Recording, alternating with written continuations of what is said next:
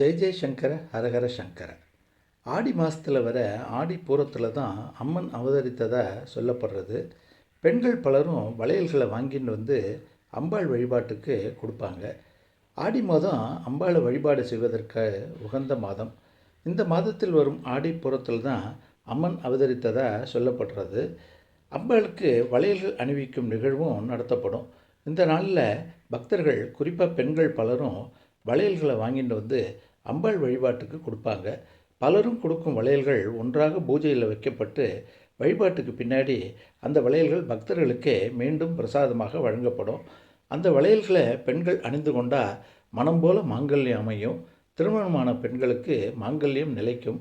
அம்பிகை வளையல் அணிந்து தாய்மை கோலம் கொண்ட நாளாகவும் ஆடிப்பூரம் இருப்பதால் இந்த நாளில் வழிபடும் பெண்களுக்கு குழந்தை பாக்கியம் கிடைக்கும் அப்படிங்கிறதும் ஒரு அசாத்திய நம்பிக்கை. இந்த வருஷம் ஆடிப்பூரம் நாளைக்கு, அதாவது ஆகஸ்ட் 7ஆம் தேதி புதன்கிழமை வர்றது.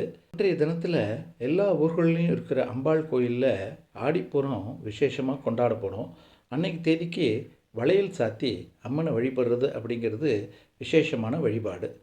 ஆடிப்பூரத்தன்னைக்கு அம்மனுக்கு நடத்தப்படும் வளைகாப்பு பூஜைகள் முடிந்த பிறகு அந்த வளையலை வாங்கி அணிந்து கொண்டால் குழந்தை பாக்கியம் உண்டாகும்.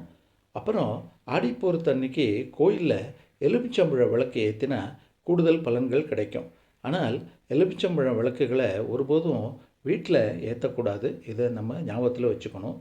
ஆடிப்பூரத்தன்னைக்கு காமாட்சியை வணங்கினாக்க திருமண தடையெல்லாம் விலகி சுபங்கள் வீட்டில் உண்டாகும் அப்படிங்கிறதும் ஒரு ஐதீகம். ஆடிப்பூரத்தன்னைக்கு மீனாட்சியை வழிபட்ட குடும்பத்தில் அமைதி ஏற்படும். ஆடிப்பூரத்தன்னைக்கு முத்துமாரியம்மனை மனமுருக வழிபட்ட திருஷ்டிகள் விலகிடும் அப்படிங்கிறதும் ஒரு ஐதீகம். ஆடி மாதம் அப்படின்னாலே மல்லிகை மனமும் கூடவே வரும். அம்மனுக்கு பூக்கள் வாங்கி தர்றது ரொம்ப விசேஷம். அதுலேயும் மல்லிகைப்பூ ஆடிப்பூரத்தன்னைக்கு வாங்கி கொடுத்தா அலங்கார பூஷணியாக அம்பாள் அமர்ந்திருப்பா. அதற்கு நம்மளும் கைங்கரியம் பண்ண மாதிரி இருக்கும்.